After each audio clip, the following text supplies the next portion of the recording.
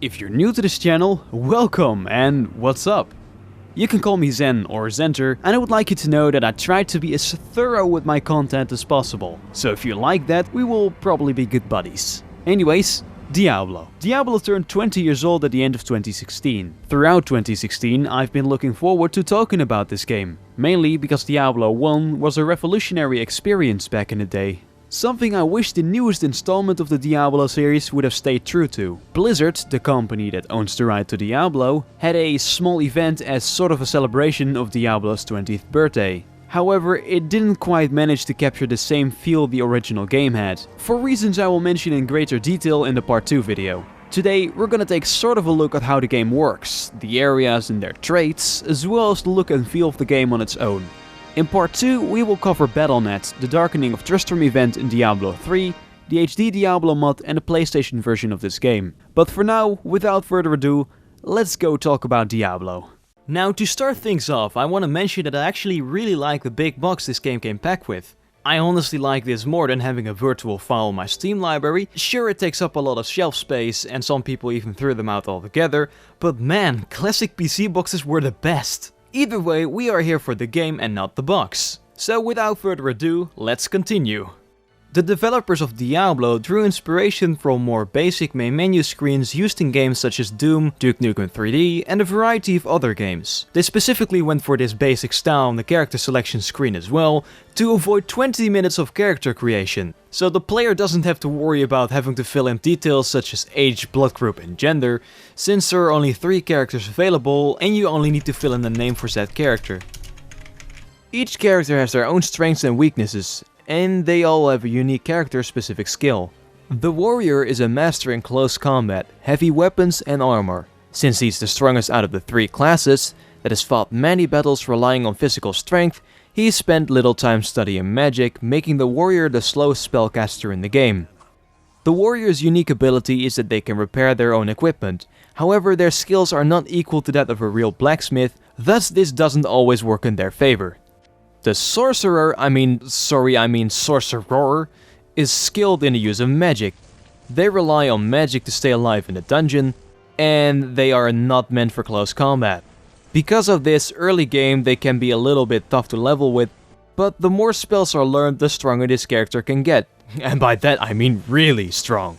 The sorcerer's unique skill is their ability to recharge staves, and just like with the warrior, the sorcerer isn't a skilled professional, so it's better to let the witch in town recharge staves instead. And finally we got the rogue. Rogues are skilled archers. Their main strength lays in a bow, however she does serve some sort of middle ground between sorcerers and warriors, since she's able to cast spells or use melee weaponry almost as well as the other two. The bow does stay the best weapon for this class however, because the rogue is the fastest archer in the game. But because this class is a universal in a sense, she might be a good pick for beginners. The rogue's special skill is that she can detect and disarm traps on doors and chests. So yeah, 3 possible classes to choose from, now it's time to name your character, start the game and boom, look at that, you're playing!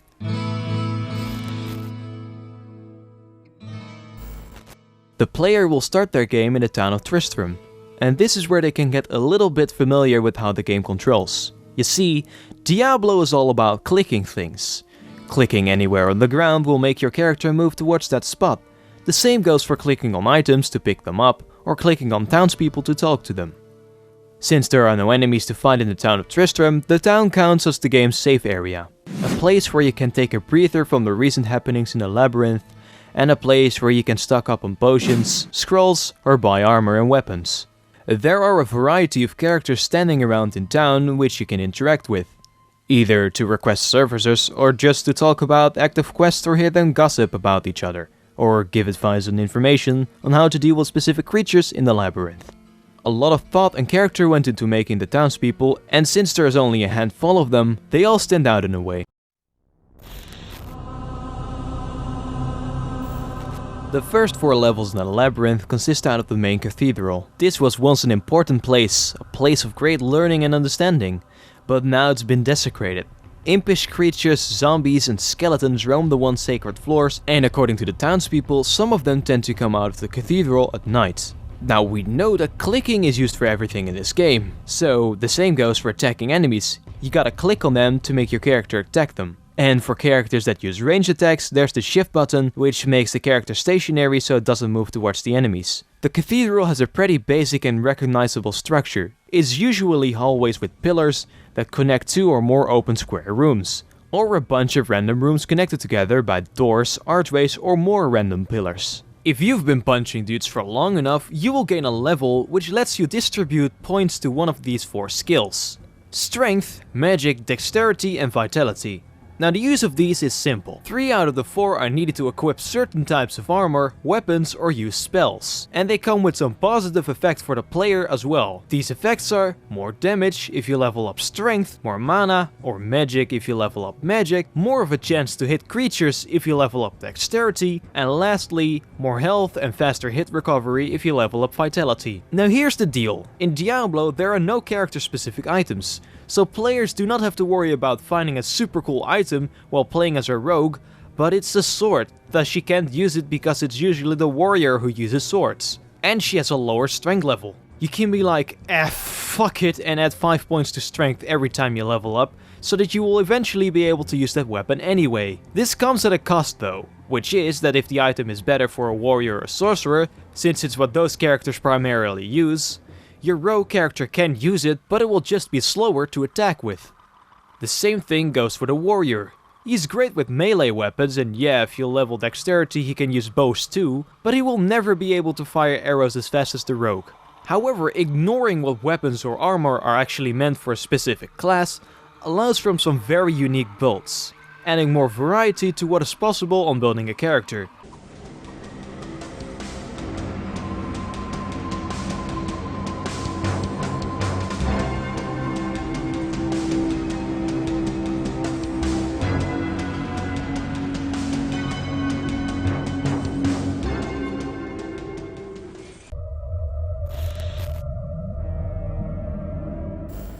As soon as you enter the Catacombs, you will immediately notice the first big change in scenery. No longer are you in a cathedral area, the hallways full of pillars, libraries and chandeliers all made a place for a dark, foreboding area. The whole Catacombs are poorly lit. Unlike the cathedral, where there is still a lot more light sources, the Catacombs only have a few torches to the walls. The rooms in the Catacombs are usually separated from the main wall, and sometimes they don't even have a door in them, but instead an archway. Diablo forces the player to think his or her actions through before setting foot in a new unexplored area like you see here in the Catacombs, keeping players on the edge of their seat. The game will have you inch around corners and run for cover every so often, since the rooms and hallways will sometimes be filled with a buttload of enemies that will come swarming out as soon as they spot you. Especially in later areas, this game can have you be very cautious of what could be hiding in the darkness. You could go in guns blazing, spamming your fireballs or charged bolts around like a madman, but that doesn't always work in your favor. Unless you can cast firewalls. Firewalls always work. Want them to be more effective? Cast multiple on top of each other for guaranteed success. Or spam the whole area full of firewalls because why not? They burn everything. Now aside from the creatures that lurk in the dungeon, there are a few other things that can be found within the walls of the cathedral as well, in regards to leveling your stats that is. Some of the more notable ones are the shrines. Shrines can be either helpful or completely screw with your character's build. Some shrines grant the player a few extra points on one of their base skills, or they might replenish your health or mana, all the good stuffs. However, there are also shrines that do the complete opposite. Some remove points from the player's base skills, or damage the player or their armor. There's basically a whole list of shrines and their effects.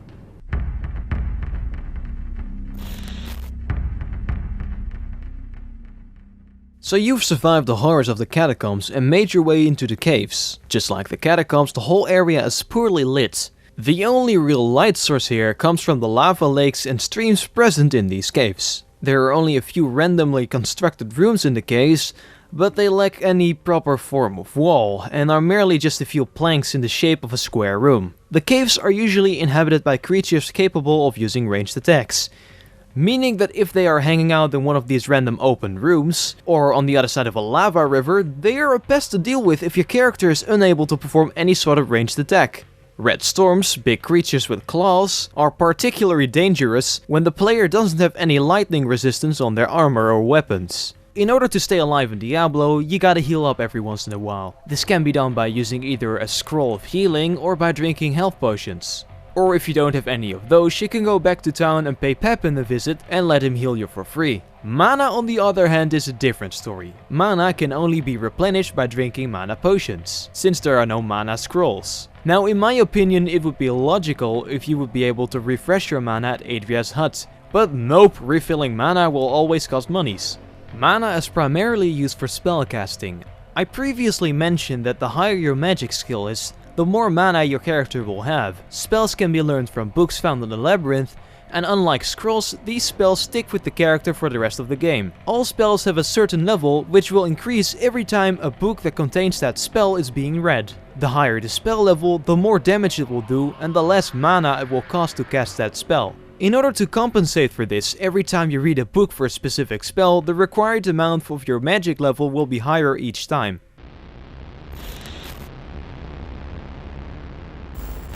After treading onto these floors, you just know you're in a very hostile area. The walls and pillars of these floors seem otherworldly. It is as if the whole area is its own being, a living, breathing organism. Corner inching is back at full force because what lurks in hell is something you don't want to mess around with. The staircases in some of the walls and archways are constructed out of bones and something that looks like flesh. Just like the other two areas, hell is poorly lit and dangerous. The further you go down in the labyrinth, the more you will start to rely on your character's equipment and their magic abilities. One example could be that some enemies throw fire or lightning at the player, which means that if they have any piece of equipment that resists one of these elements, it will make your character less vulnerable to those attacks. However, some demons and skeletons are also able to resist fire or lightning, so physical force is the best option to get rid of magic resistant creatures. The randomization of every area adds a lot to the replay value of this game. It isn't just a level design that changes every new game, but it also changes up which creatures will roam on which floors. Like, there could be this one time that you will encounter these bat-like creatures, but the other day it could be that you will encounter one of the hidden monsters. All of the floors are connected to each other by staircases, which will spawn in different places on the floor every new game. Now, one could argue that that would be a pain in the butt to have to venture out of the labyrinth every time you gotta stack up on potions, having to backtrack to previously located staircases and having to go back up every single level you've previously gone to get back to town. But no worries, each new area in the game has a staircase that leads directly to town. So the catacombs, the caves and hell all have an entrance that leads back to town directly. But those entrances are only on the first floor of each level. This is where town portals come into play. In Diablo, there are a few ways you can guess the town portal. You can either find scrolls containing a town portal spell, or if your character has the appropriate magic skill, you can learn the spell from a book of town portal. However, casting a town portal always comes at the cost of something. This can either be the fact that the scrolls can only be used once, or it will cost mana in order to cast the spell if the player has learned the town portal spell.